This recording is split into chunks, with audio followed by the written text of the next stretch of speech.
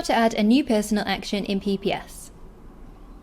A personal action can be used as a reminder to do something for either yourself or a colleague. So to set up a new personal action, you can go to Activities from the toolbar at the top and click onto New Personal Action from the drop-down menu. That will then bring up this window here where you can work your way through the bits of information that are relevant to the action that you're preparing. So right at the top you've got the option to choose a user. So we'll automatically allocate the user that's preparing the action, so that would be yourself. If you're scheduling an action for a colleague, you can change this by choosing the drop-down menu.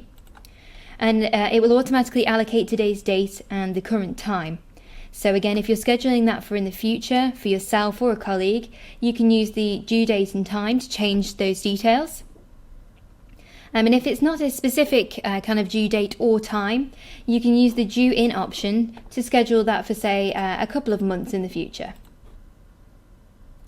Just underneath there, you have the option to decide whether that action is related to a client, a third party, or nobody. So we can choose the none.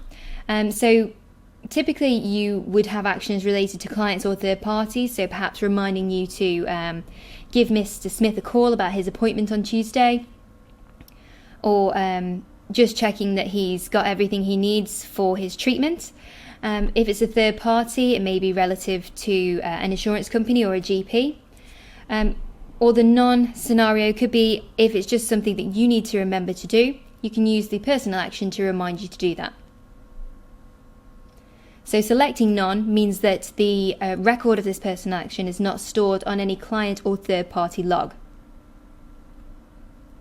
If it is related to a client, of course, then you can search for the client that it relates to by using the search box, popping in your search criteria and then selecting from the list.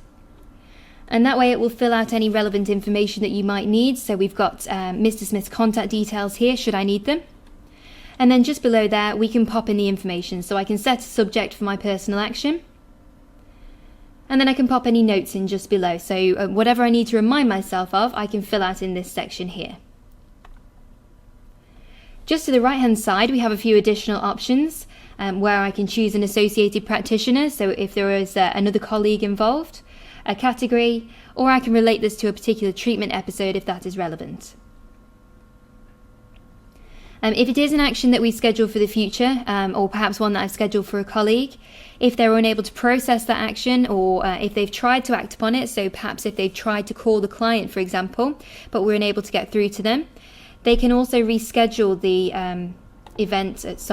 action by choosing the options here. So we can choose a due date, a time, and a user at the bottom here.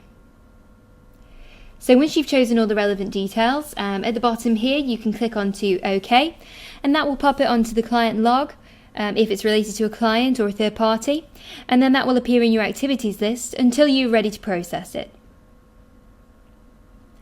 When you come to process the activity, so when you open it up, you will see this exact same screen again, and once you've completed that action, you can click on Outcome at the bottom here to mark that action as completed.